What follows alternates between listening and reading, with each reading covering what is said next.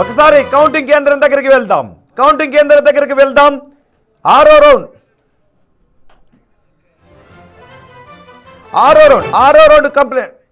Round complete అయ్యేసరికి నవీన్ యాదవ్ 15,583 ఓట్ల మెజార్టీతో ఉన్నారు. మంత్రులంతా కూడా ఇప్పుడు ఈ ఫలితం వైపు చూస్తున్నారు, పెరగబోయే మెజార్టీ గురించి ఆలోచిస్తున్నారు. మా ప్రతినిధి రమేష్ ఉన్నారు పూర్తి సమాచారం అందించడానికి. మంత్రి ఉత్తమ్ కుమార్ రెడ్డి కూడా అక్కడే ఉన్నారు.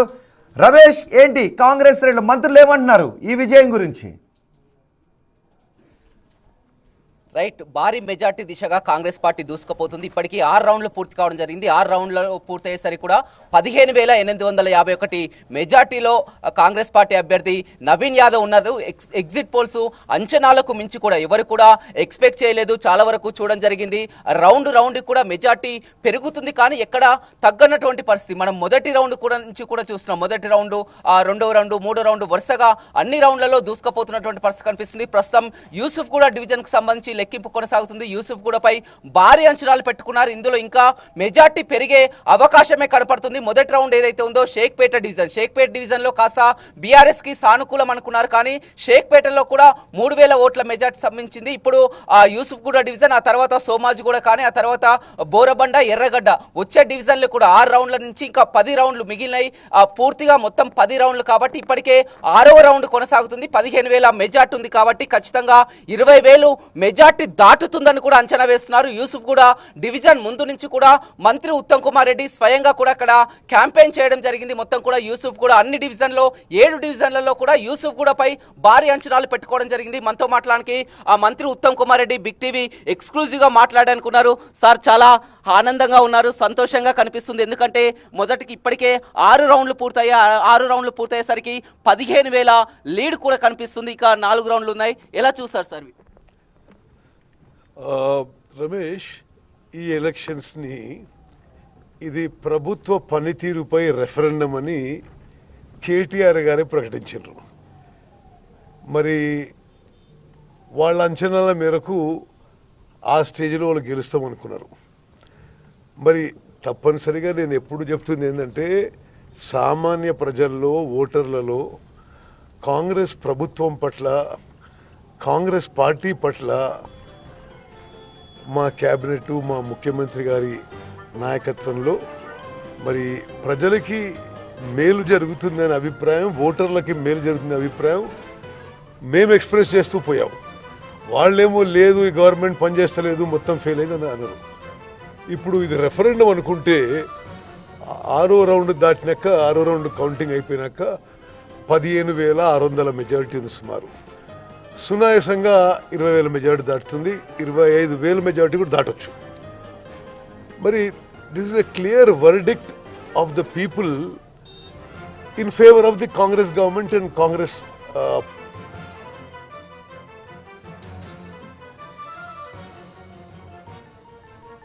కాన్స్టిట్యూన్సీలో ఉంటారు. అదేవిధంగా అన్ని సామాజిక వర్గాల ప్రజలు కూడా జూబ్లీ కాన్స్టిట్యూన్సీలో ఉంటారు. Reflection of the whole state. ఇప్పుడు జూబ్లీ కాన్స్టిట్యుయెన్సీలో ఇంత భారీ మెజారిటీతో కాంగ్రెస్ పార్టీ గెలవడం, ఇది ఒకటి సంతృప్తికరం, సంతోషకరం, and also validation of our governance and our policies for last 2 years. Sentiment, development ప్రచారాస్త్రంలో కూడా ఈ రెండు కనిపించడం జరిగింది. బీఆర్ఎస్ సెంటిమెంట్ అస్త్రాన్ని ఉపయోగిస్తే కాంగ్రెస్ డెవలప్మెంట్ అస్త్రాన్ని ఉపయోగించింది. ఇప్పుడు సెంటిమెంట్ ముందు డెవలప్మెంట్ పనిచేసింది అనుకుంటున్నారా? ఇప్పుడు గతంలో కూడా చాలా సందర్భాల్లో సెంటిమెంట్ పని చేయడం లేదని తెలంగాణలో అని చాలా బై ఎలక్షన్స్లో రుజువైంది.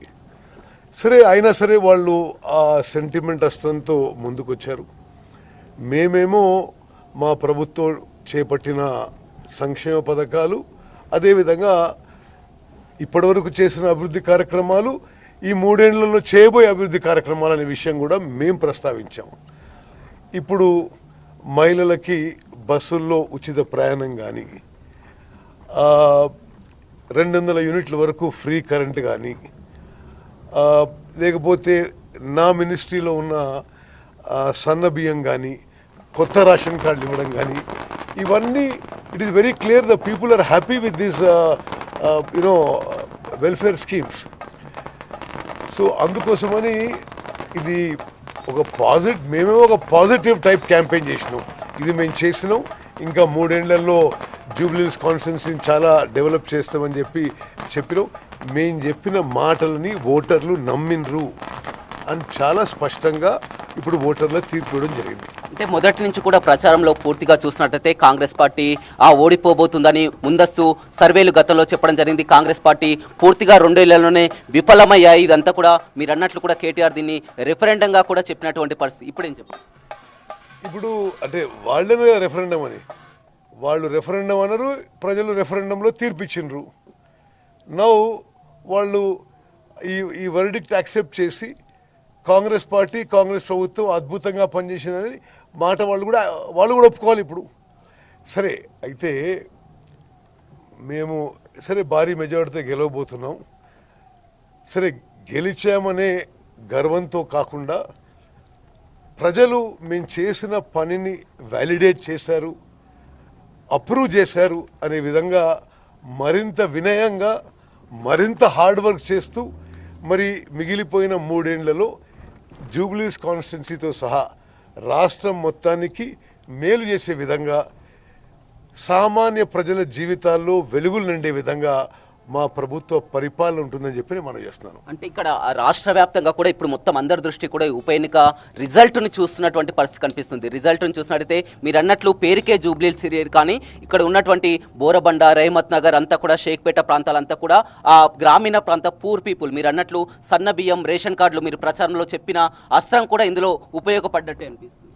ఎస్, డెఫినెట్లీ సన్న బియ్యం అంటే ఎందుకు అది ఎంత పెద్ద మార్పు అంటే ప్రతి వ్యక్తికి 6 కిలోలు ఉచితంగా మంచి క్వాలిటీ సన్న బియ్యం ఇవ్వడం. గతంలో ఉన్న ప్రభుత్వాలు బీఆర్ఎస్ ప్రభుత్వం దొడ్డు బియ్యం ఇవ్వడం, అది ఎవరు తినేవాళ్ళు కాదు. అది బ్లాక్లో అమ్మేసుకొని ఒక నామమాత్ర రేటుకు అమ్మేసుకొని వాళ్ళు కూడా బయట సన్న బియ్యం కొనుక్కునేవాళ్ళు. ఇప్పుడు వాళ్ళ ఇంటికే మరి వాళ్ళ ఎంతైతే వాళ్ళు తింటారో అంతగానో ఉచితంగా మరి బియ్యం రావడం I think it's a big change. Jubilee Hills లాంటి కాన్స్టిట్యున్సీలో 2,39,000 మందికి ఇప్పుడు 6 కిలోల సన్న బియ్యం వస్తుంది. I'm sure this must have been one of the many factors that he's help the Congress party win. కానీ చివరి నిమిషంలో కూడా చూడడం జరిగింది. క్యాంపెయిన్లో చూసినట్టయితే ఒక వ్యూహాత్మకంగా వరుసగా సీఎం రేవంత్ రెడ్డి రోడ్ షోలు అనుకోవచ్చు, మీరు మంత్రులంతా కూడా పోల్ మేనేజ్మెంట్ విషయంలో కూడా చాలా వరకు కూడా లాస్ట్ ఒక 3 డేస్లోనే ఒక చేంజింగ్ లాంటి మార్పు సర్వేలు కూడా ఉన్నటువంటి సర్వేలు కూడా మారిపోయినటువంటి అవకాశం కనిపిస్తుంది. రమేష్, నీకు తెలుసు కదా, నేను కూడా సుదీర్ఘ కాలంగా ఎలక్షన్ పాలిటిక్స్లో ఉన్నాను. నేను స్వయంగా 7 సార్లు గెలిచాను. ప్రజలు వాళ్ళ మైండ్ మేకప్ అనేది వాళ్ళ మనసును పూర్తిగా స్థిరంగా ఎవరికి ఓటేయాలనేది వాళ్ళు పోలింగ్కి ఒక 48 నుంచి 72 గంటల ముందు చేసుకుంటారు. సో అప్పటి వరకు ఏమన్నా అనిపించిండొచ్చు. బట్ ఓటర్ల విజ్ఞత ఎంత గొప్పదంటే లాస్ట్ 48 to 72 అవర్స్ వాళ్ళు మైండ్ మేకప్ చేసుకొని ఎస్, ఈ కాంగ్రెస్ పార్టీ కాంగ్రెస్ ప్రభుత్వం మంచిగా పనిచేస్తుంది, వాళ్ళని మేము సమర్థిస్తాం, బలపరుస్తాం ఈ ప్రభుత్వాన్ని అనే విధంగా తీర్పు ఇవ్వబోతున్నారు. గ్రేటర్లో కూడా ఒకవేళ ఈ విజయం చాలా కీలకం అనుకోవచ్చు. ఎందుకంటే మన జరిగినటువంటి ఎన్నికల్లో ఒక్క సీటు కూడా గెలవనటువంటి పరిస్థితిలో కూడా కాంగ్రెస్ పార్టీ జరిగినటువంటి ఉప ఎన్నికల్లో ఇప్పుడు జూబ్లీహిల్స్ స్థానాన్ని కైవసం చేసుకోబోతున్నారు. అదేవిధంగా కాంగ్రెస్ పార్టీపై కూడా పదే విమర్శలు చేసిన ఒక రౌడీ అభ్యర్థికి, ఒక రౌడీ షీటర్ అభ్యర్థి కూడా టికెట్ ఇచ్చారు అని కూడా పదే కేటీఆర్ కానీ హరీష్ రావు కానీ ఇదే ప్రచారాస్త్రంగా వారు తీసుకున్నటువంటి పరిస్థితి. నిజంగా ఓటర్ల విజ్ఞత, ప్రజల యొక్క చైతన్యం ఎంత గొప్పదో ఆలోచన చేయండి. వాళ్ళు ఎన్ని అబద్ధాలు ప్రచారం చేసినా నవీన్ యాదవ్ ఒక చదువుకున్న యువకుడు, కార్పొరేటర్గా ఎమ్మెల్యేగా గతంలో ఓడిపోయిన ప్రజల్లో నిమగ్నం అయిపోయి రోజు ప్రజాసేవలో తన మొత్తం సమయం కేటాయించిన ఒక యువకుడు, ఒక బ్యాక్వర్డ్ క్యాస్ట్ చెందిన యువకుడు. అతన్ని ఏ విధంగా ప్రజలు గుర్తించారో, తీర్పిచ్చారో మనం ఓటర్ల విజ్ఞత కూడా సల్యూట్ చేయాలి. వాళ్ళు ఎన్ని మాటలన్నా రౌడీ అని, అదని, ఇదని, ఏది చెల్లదు. మాకు ఈ క్యాండిడేట్ ఇష్టపడ్డామని తీర్పే కదా ఇది. అయితే నాకు నవీన్ యాదవ్ అంతకుముందు అంత పరిచయం లేదు. నేను ఈ ప్రచార సమయంలో, ఎన్నికల సమయంలో అతనికి పరిచయం అయినా. అతను వచ్చి కలిసిండు, అతనికి నేను ప్రచారం చేసిన, దగ్గర ప్రచారం చేసినాం. అతను నిజంగా కూడా ఒక సౌమ్యుడు, ఒక ప్రజా జీవితానికి, ప్రజల సేవకి అంకితమైన వ్యక్తి అని నాకు అనిపించింది. అండ్ అతని వ్యవహార శైలి కూడా, అతని డెడికేషన్, కమిట్మెంట్ నేను కూడా అప్రిషియేట్ చేసిన. And public also recognise his personality. I'm very happy. A young educated as an architect, backward caste, Yadav, youngsters, educated, is going to be elected as a Congress MLA. I think it's a good thing for the future. ఎన్నికల ప్రచారంలో కూడా మొత్తం అభివృద్ధిపై కూడా పెద్ద ఎత్తున చర్చ కొనసాగింది. గతంలో 10 ఏళ్ల హయాంలోనే కూడా బీఆర్ఎస్ హయాంలోనే హైదరాబాద్ డెవలప్మెంట్ అయిందంటే, గతంలో కాంగ్రెస్ హయాంలోనే మేము డెవలప్ చేస్తాం, జూబ్లీహిల్స్ని మళ్ళీ గెలిపిస్తే మరింత డెవలప్ చేస్తామని కూడా మంత్రులు కానీ ముఖ్యమంత్రి కానీ పదే చెప్పినటువంటి పరిస్థితి. ఇది వాస్తవం రమేష్. అంటే ఒక ఎలక్షన్ రెటారిక్ అని కాదు, కానీ హైదరాబాద్ నగరానికి ఈరోజు ఒక అంతర్జాతీయ గుర్తింపు రావడం, కానీ ఒక గ్లోబల్ డెస్టినేషన్గా పేరు రావడానికి గత కాంగ్రెస్ ప్రభుత్వాలే కారణం. మీరు కొత్త ఇంటర్నేషనల్ ఎయిర్పోర్ట్ కానీ, ఔటర్ రింగ్ రోడ్ కానీ, పివి నరసింహారావు ఎక్స్ప్రెస్ వే కానీ, మరి సిటీలో కట్టిన ఫ్లైఓవర్స్ కానీ, లేకపోతే హైదరాబాద్ నగరానికి మంచినీటి ఎద్దడి ఉండొద్దని గోదావరి నుంచి, కృష్ణా నుంచి తీసుకొచ్చిన మంచినీళ్లు కానీ, అన్ని విధాలుగా ఒక వరల్డ్ క్లాస్ ఇన్ఫ్రాస్ట్రక్చర్ హైదరాబాద్కి క్రియేట్ చేసింది. ఒక సాఫ్ట్వేర్ క్యాపిటల్గా గుర్తింపు తీసుకొచ్చింది గత కాంగ్రెస్ ప్రభుత్వాలు. బీఆర్ఎస్ హయాంలో ఏదో కొంత కాస్మెటిక్గా జరిగింది. అదంతా basic hard core world class infrastructure Congress హయాంలోనే జరిగింది. Very dedicated people. అంటే కాంగ్రెస్ పార్టీ, కాంగ్రెస్ ప్రభుత్వం చాలా డెడికేటెడ్గా, కమిట్మెంట్గా పనిచేసే వాళ్ళం. అయితే అదేదో అప్పుడప్పుడు అట్లా అనిపిస్తుండొచ్చు, వీళ్ళేదో బలహీన పడ్డారనో, లేకపోతే వీళ్ళకేదో కుమ్ములాటలు ఉన్నాయనో, లేకపోతే ఇతర నెగటివ్ ప్రొపగాండా. బట్ మీరు ఓటర్ల విజ్ఞత చూడండి. 2 ఏళ్ల పరిపాలనలో సరిగ్గా సరియైన సమయంలో సరైన తీర్పు ఇచ్చారు. జూబ్లీహిల్స్ ఓటర్లకి మనం సల్యూట్ చేయాల్సిందే. జూబ్లీహిల్స్ లో అత్యధిక ఓటర్లు కూడా ముస్లిం మైనార్టీలు. అటు మొత్తం మీద యూసుఫ్ కూడా కానీ, రహమత్ నగర్ కానీ, షేక్పేటలో చూసినట్లయితే మీరు మొదటి నుంచి ఏదైతే అవలంబిస్తున్నారో ఒక మైనార్టీ అజారుద్దీన్కి మంత్రి పదవి ఇవ్వడం విషయం కానీ, మైనార్టీలకు ముందు నుంచి కాంగ్రెస్ పార్టీ అండగా ఉంటుందన్నటువంటి విషయంలో కూడా సక్సెస్ అయ్యారని చెప్పొచ్చు. No doubt about that. Minorities దేశవ్యాప్తంగా రాహుల్ గాంధీ గారు ఎప్పుడున్నారు, there is no doubt about that. And any case మేము ఒక సెక్యులర్ పార్టీ, అన్ని మతాలు, కులాలు, అన్ని వర్గాలు కలిసిమెలిసి ఒక సద్భావన, ఒక హార్మోనియస్ అట్మాస్ఫియర్లో ఉండాలని చెప్పి మేము కోరుకుంటున్నాము. ప్లస్ అజరుద్దీన్ లాంటి ఒక ఇంటర్నేషనల్ క్రికెట్ ప్లేయర్, ఒక సెలబ్రిటీ, అతన్ని మైనారిటీ కమ్యూనిటీ రిప్రజెంటేటివ్గా క్యాబినెట్లో తీసుకోవడం కూడా మైనారిటీలు స్వాగతించిందని స్పష్టమైన తీర్పు ఇచ్చారు కదా ప్రజలు. Nothing is greater than people's verdict. So మేము తీసుకున్న కాంగ్రెస్ పార్టీ, కాంగ్రెస్ ప్రభుత్వం, AICC chief minister, PCC president, AICC incharge అందరూ తీసుకున్న అన్ని నిర్ణయాలు కూడా సరి అయిన నిర్ణయాలుగా ప్రజలు తీర్పిచ్చారు. సో ఇక దానికి we're very happy about it. ఈ ఉప ఎన్నిక విజయంపై కూడా మీకు మరింత బాధ్యత కాంగ్రెస్ ప్రభుత్వానికి ఉందని అనుకోవచ్చు. ఎందుకంటే ప్రజలంతా కూడా కాంగ్రెస్ పార్టీని విశ్వసిస్తున్నారు. వారు ఎంత చెప్పినా కానీ ఒక గ్రేటర్ లాంటి ఎన్నికలు కూడా ఇక్కడ చూడడం జరిగింది. త్వరలో జరగబోయే జిహెచ్ఎంసీ ఎన్నికలు కానీ, స్థానిక సంస్థల ఎన్నికలు కానీ ఇంకా చాలా వరకు ఉన్నాయి. ప్రజలు ఇంకా కూడా కాంగ్రెస్ పార్టీని విశ్వసిస్తున్నారు. ఇచ్చినటువంటి హామీలన్నీ కూడా నెరవేరుస్తామని కూడా మీరు ఇచ్చినటువంటి మాటలు ఇంకా నమ్ముతున్నటువంటి పరిస్థితి. ప్రజలకు ఏం చెప్తారు? రమేష్, చాలా స్పష్టంగా ఈ జూబ్లీహిల్స్ విజయంతో ఒకటి మేము మరింత వినయంతో, మరింత విజ్ఞతతో, మరింత తగ్గి మరోసారి తెలంగాణ ప్రజానీకానికి మేలు చేయడానికి, డెవలప్ చేయడానికి, వెల్ఫేర్స్కి ముందుకు పోవడానికి అంకితం చేయడానికి ఇది ఒక మంచి మైల్ స్టోన్. ఓకే, 2 years అయిపోయింది, ఎలక్షన్స్లో ఇట్లా గెలిచినాము, ఇంకా 3 years ఉంది. ఈ 3 yearsలో మనం ఏమేం చేయాలి, ఇచ్చిన మాట నిలబెట్టుకోవడానికి ఏ విధంగా ముందుకు పోవాలి, రాష్ట్రాన్ని ఏ విధంగా ఒక ఇంటర్నేషనల్ ఇన్వెస్ట్మెంట్ డెస్టినేషన్గా ఏ విధంగా ముందుకు తీసుకుపోవాలి, వ్యవసాయాన్ని, ఇరిగేషన్ని, అర్బన్ ఏరియాస్ ఏ విధంగా డెవలప్ చేయాలి, ఒక గ్లోబల్ ఇన్ఫ్రాస్ట్రక్చర్ హైదరాబాద్ చుట్టుపక్కల ప్రాంతాలు ఏ విధంగా ఏర్పాటు చేయాలి. ఇది ఒక విజనరీ అప్రోచ్తో ముందుకు పోవడానికి ఇది ఒక మంచి ఎంకరేజ్మెంట్. ఈ జూబ్లీ హిల్స్ విక్టరీ ఒక మంచి ఎంకరేజ్మెంట్ అని చెప్పి నేను భావిస్తాను. బీజేపీ పార్టీ విషయానికి వస్తే మీరు ముందు నుంచి కూడా చెప్తున్నారు జూబ్లీస్లో బీజేపీ డిపాజిట్ వచ్చే పరిస్థితి కూడా లేదని కూడా చెప్తున్నారు.